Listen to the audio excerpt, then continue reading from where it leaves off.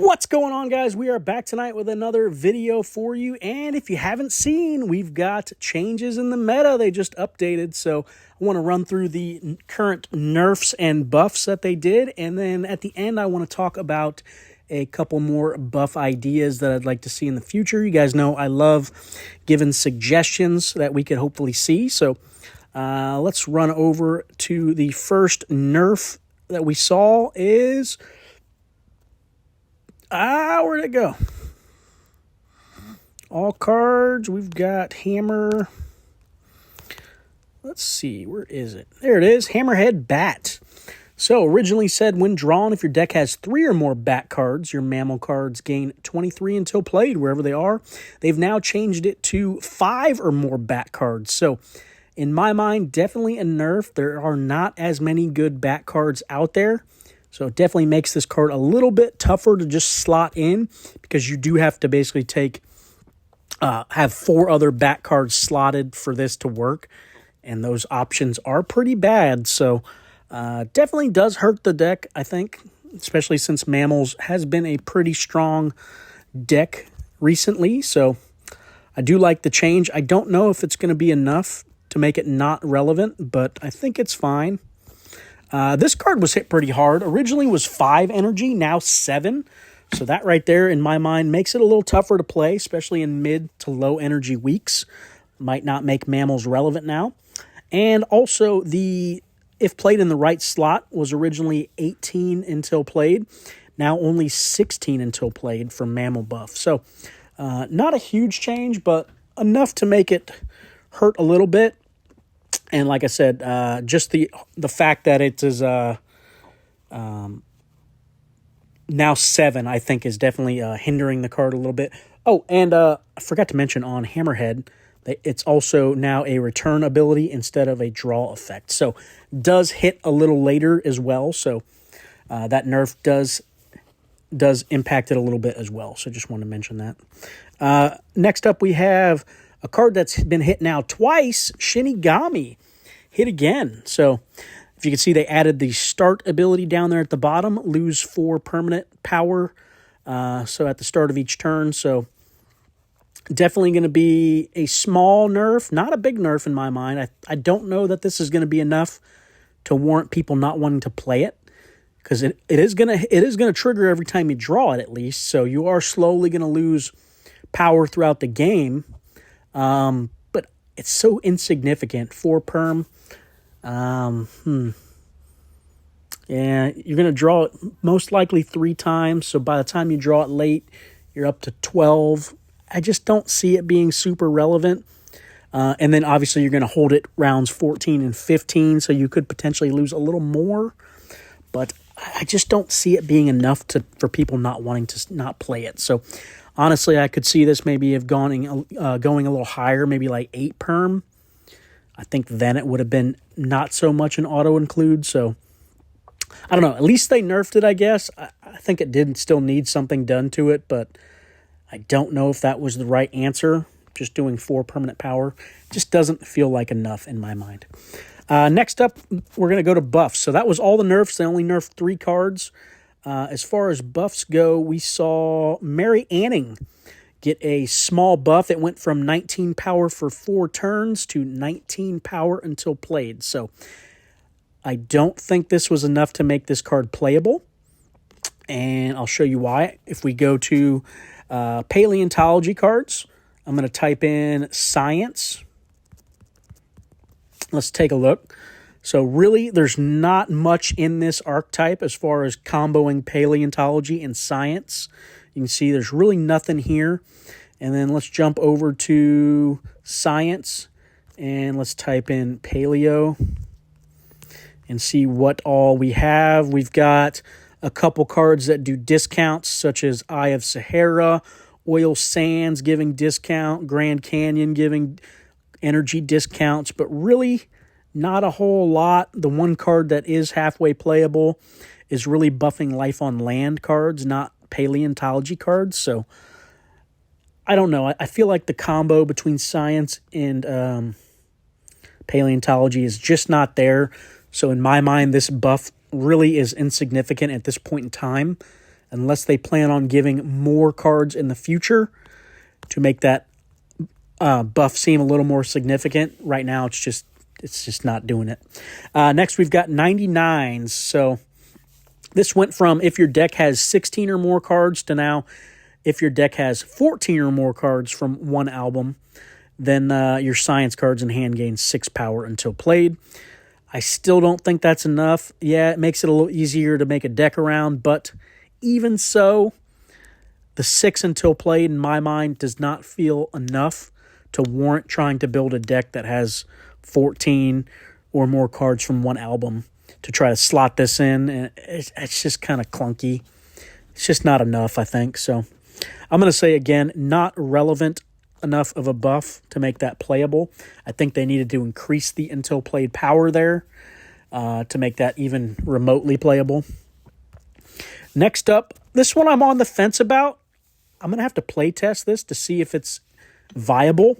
So you might see a deck from me in the future on this. The Amazons. So originally was if your deck contains only female Greek mythology cards, you would get the buff. Now you only need 12 female Greek mythology cards to make this playable. So I think it's definitely significant enough of a buff. So now you can have 6 other cards in your deck that are not female Greek mythology to make this 22 until played buff significant. So I think it's going to be enough to make this viable, but I don't know that it's enough to make the archetype in the meta or even close to meta. So I am going to test it out and see what I think, because I haven't done that yet. But I like it. I think it definitely makes Amazons more attractive in my mind, at least to test out. Because Greek, you guys got to remember, back about a year to a year and a half ago, Greek was right there in the meta. I mean, it was one of the top decks, and it saw several nerfs. There was like 2 or 3 cards that got hit, and it just put Greek down down a whole peg. So this might be enough, though. If we can get that 22 until played online for Greek, that could be enough to push this back to a meta deck. So I am curious. I want to test it out and see if it's enough power or not. But I'm definitely going to give it a whirl, and I'll let you guys know. You guys keep an eye out for that video in the future. I'll be doing something for sure.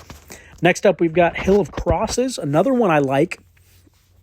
As far as buffs go, I think this is a neat buff and definitely warranted. Weird World cards are not getting enough love in my mind and definitely need a buff. And I don't know that this is enough to make it meta or at least even close, but it's on the right track. Originally was when drawing your Weird World cards wherever, gain 17 perm, and then on the return they lose 17 perm back. But now they're only losing 7 on the return, so you're keeping 10 permanent power now where you weren't before. So all those Weird World cards are now getting buffed for the rest of the game, which is nice. So definitely want to test it out. There are some decent Weird World cards, but I don't know if there's enough to make this truly viable yet. I know we've got cards like Rat King that are playable. Crooked Forest can be playable. What else? Rat King. There's Rat King. See, cards like this, Roswell. A lot of these cards are very specific. You need certain cards in your deck. Other cards like Space, Espionage. This needs Oceans and History cards. It's just a lot of weird cards. Kind of makes sense with Weird World, but a lot of weird cards here that just require some very interesting things to make work. Roanoke's a good one to add. Glory would be a decent one to add. But aside from that, the rest is kind of we did just get this card here to add another buff to Weird World again, but you do have to have April Fools, which in itself is already kind of bad. So I don't know. I'm going to be interested to try it out and see if it's enough. I don't think it's enough currently, but if we get some more cards in the future, Weird World could be a contender. Next up, Tide Jewels got a buff. So we saw originally you lose 15 power on the draw, and then, or your opponents lose 15 on the turn on the draw, and then on the return effect, originally you would only get 10 permanent power back on all those cards. Now you're getting 12. So little bit of a buff. I don't know that it's going to be enough to warrant this archetype. This is a strange archetype. I think it would need at least one or two other cards to complement such an archetype: Oceans and Seas, Mythic Creatures, and Japanese Folklore. I think if you made a Japanese Folklore card that buffed Mythic Creatures, and then maybe another mythical creature that buffed Japanese Folklore, vice versa, maybe add a couple more cards or some more buff cards to that, maybe we could see it playable in the future, but as it stands, I don't think the buff is relevant enough to make that archetype anywhere near playable. I want to say I did a video on it in the past. I'll have to go look. I know I made a deck, but I don't know if I ever showed it. I'll have to look. But, yeah, it was pretty tough to make that viable. Next up, the final buff we saw was this card here, Takugawa. Originally said, when drawn, if your deck only has only Feudal Japan cards, then your cards, wherever they are, gain 10 until played. Now they changed it to only history cards. So I do like the change. I don't like having only Feudal Japan cards in a deck. Makes it pretty tough to do, especially make it viable. But now you can kind of pick and choose what you want and still get your Feudal Japan buff if you have majority in your deck. You know, it could be significant, but again, I don't know that it's relevant enough. So I feel like these buffs were kind of just slotted in just so we got something. I don't think they tried to do anything too crazy here by the looks of it. I think they could have done a little better on the buffs, and I want to talk about what I want to do for the future. So I'm going to look at other archetypes that I think are weak right now and could use some help. First up, Aztec Mythology. You guys, I've been wanting to make this playable for so long.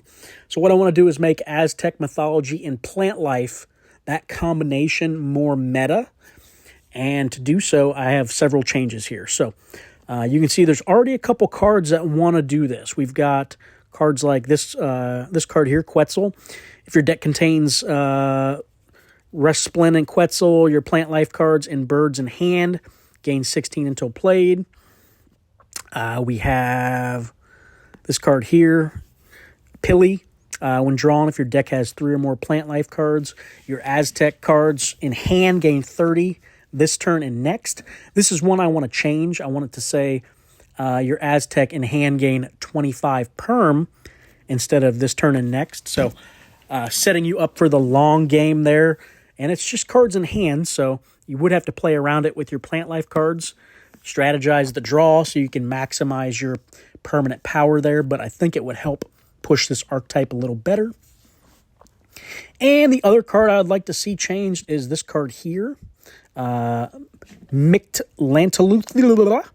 It does say there's 2 return effects that just buff random cards in your hand for 3 turns. So what I'd like to see instead would be the first one would be a return effect that's if you won the turn, your Plant Life cards, wherever they are, gain 10 until played.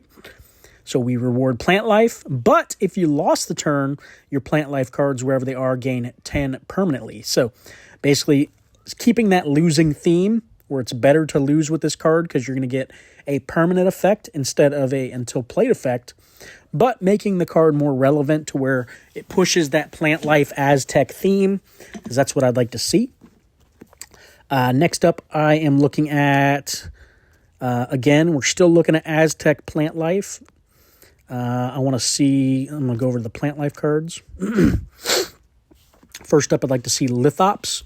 I want to keep the playability because I like it. I think this card's already okay. It's playable, but it's not great. You don't see it hardly ever played. I don't think it would hurt to add an additional ability on this card that says, basically a return effect that says your Aztec cards, wherever they are, gain 8 permanent power. So we're going to do another buff, push a really weak archetype. And again, we're going to keep this card. This card's already playable as is. Why not push another archetype into making it better? You know, that's already not playable. Let's push it. I think that would make this card at least playable, more like a staple in the Aztec deck, and something that is still relevant. And you don't even have to play it in Aztec. You could play this in a debuff deck and still make it work. So I think that would be a neat buff there. At least push this. It pushes this card into an archetype in my mind. Plant Life Aztec. And same with Venus Flytrap. It's a limited legendary card. I want it to do more. Yes, it locks a card, yada, yada. That's great. I like the lock ability. I think we raised the cost on this to 4, and then we add a play effect that says your Aztec cards in hand gain 25 until played. So you have the potential to cycle this with 4 other Aztec cards, and those 4 cards could get 25 until played added to their stats. So that means an extra 100 power there potential. On top of you've just locked out your opponent's card, so your chances of winning that round now a little more significant with a buff on top of a lock. So I think that would push this card into an archetype.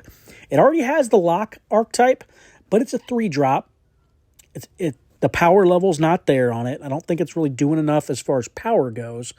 But if it added a buff to an already weak archetype, I think it would make it a staple in that archetype and make it viable. So that's what I'd like to see done for overall for Aztec and Plant Life. I'd love to see that combo playable. And one more, or actually 2 more buffs here for another archetype I want to see is Good Sports. We've seen something similar to this done with Sharks, where you buff non-limited cards. And this archetype is primarily non-limited cards, if you look. There are some limited cards in here, but just a few that are playable. Primarily, this is a non-limited archetype, though. Good for new players, which is why I suggest giving some buffs, some consideration here. First up, I would change Cricket. This card is completely worthless as it sits. Nobody plays this card. So let's add a play ability that says your non-limited good sports cards, wherever they are, gain 18 until played. So now we get a nice buff for this archetype that's already pretty much trash.